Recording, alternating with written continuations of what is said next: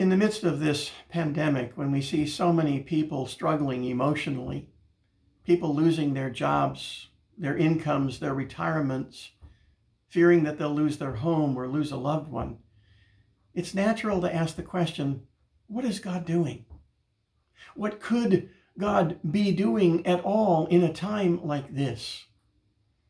I love the fact that the Bible deals with real people in real life circumstances.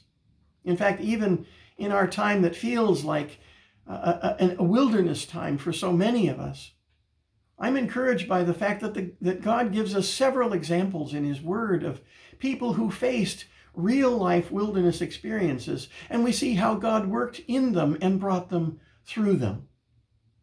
Over the next several Sundays, we're going to be looking at what God did in the lives of Moses, John the Baptist, Jesus, the children of Israel in their wilderness experiences.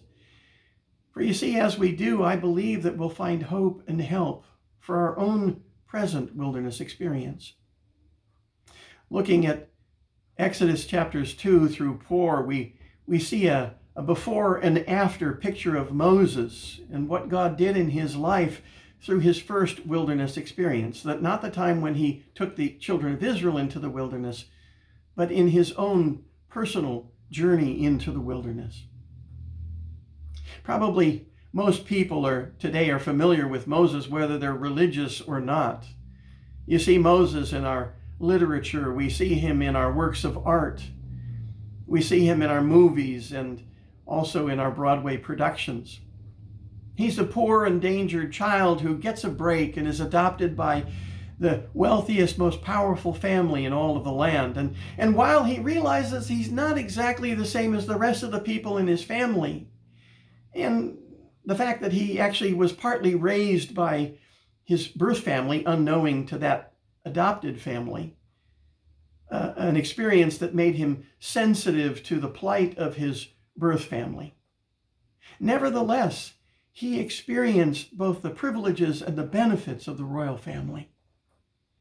The Moses we see before his wilderness experience is one who is careful but sure of his own judgments, one who's not afraid to take matters into his own hands, convinced that he could right wrongs by his own efforts and authority.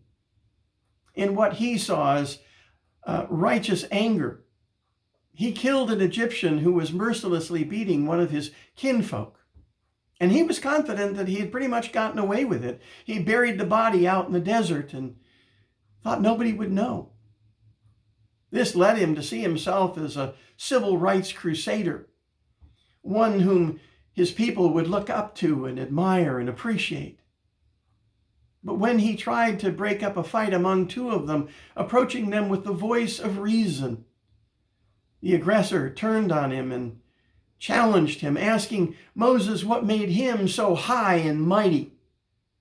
It turns out he had seen, or at least he'd heard about Moses' deed, and unappreciative of Moses' reasons for doing so, he ratted him out to the authorities, forcing Moses to flee for his life to the wilderness, forfeiting his place of privilege and becoming a nobody in a foreign land.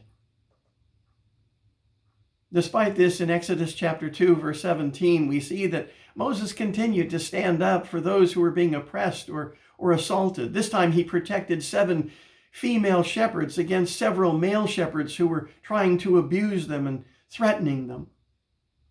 But the fact was, as far as Moses was concerned, he was completely washed up, tending sheep on the backside of the desert for his new father-in-law, one of the women that he had protected. Her father gave her to him in marriage. I know we don't do that today, but she gave him as his wife. And he became a shepherd for his father-in-law on the backside of the desert. The fact was, he remained there, a wash-up on the backside of the wilderness for 40 years. So what was God doing in Moses' life during those 40 years in the wilderness? You know, the Bible doesn't tell us specifically what he did, but it does show us how God overcame the impact of 40 years in the wilderness. It shows us how Moses' time in the wilderness had humbled him, and how God restored him and prepared him to come out stronger from his experience in the wilderness than he'd been before. You see, Moses' time in the wilderness had definitely humbled him. Whereas before, Moses was pretty confident in who he was. He was the adopted son of Pharaoh, and he was a civil rights crusader. Now Moses didn't even dare hazard a guess as to who he was.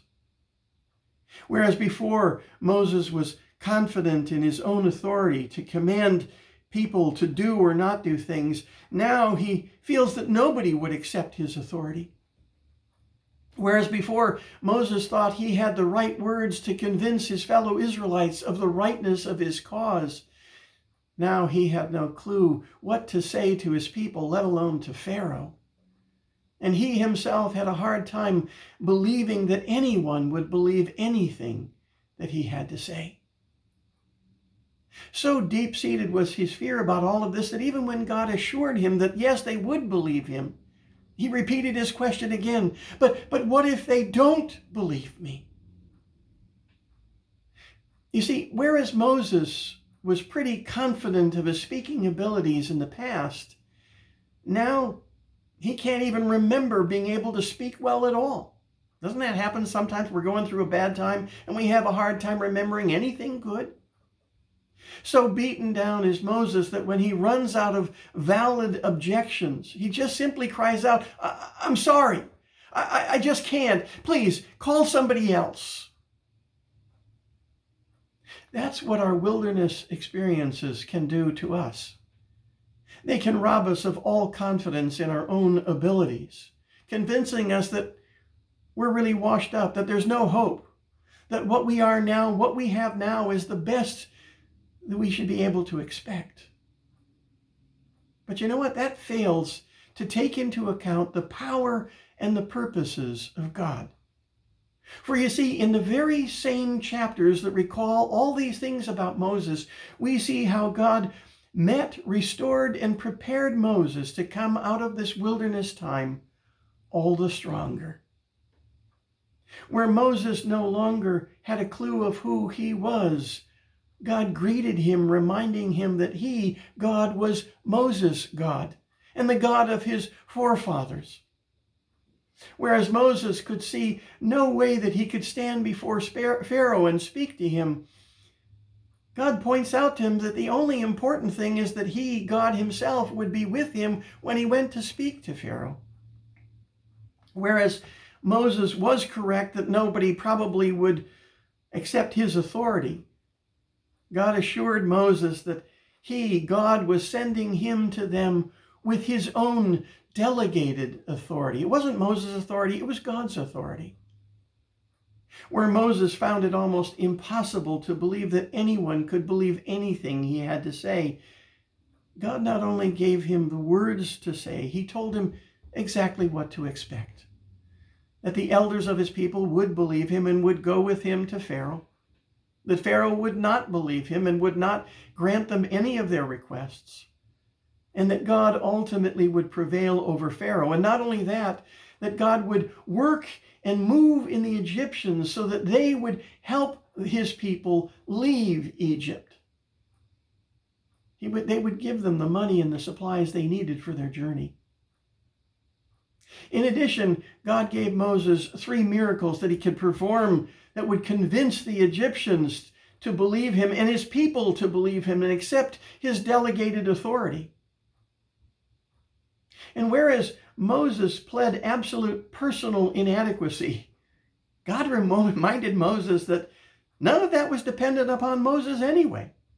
That it all depended on the abilities that God himself had and the abilities that God had given him and would give him when he needed them. Finally, while Moses' unbelief and even refusal to accept these assurances angered God, God still met Moses where he was. He provided Aaron, his brother, to speak as Moses, listening to God himself, would direct him to speak. Perhaps in this wilderness time that we're all currently going through, you've lost confidence in yourself and your own abilities. Perhaps you've lost a job.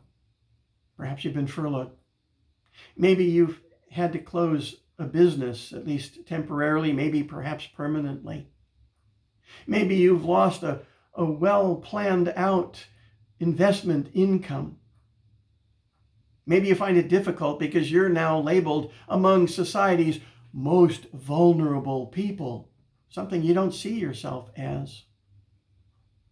Maybe you feel cut off from relationships or activities that you were confident in before this time.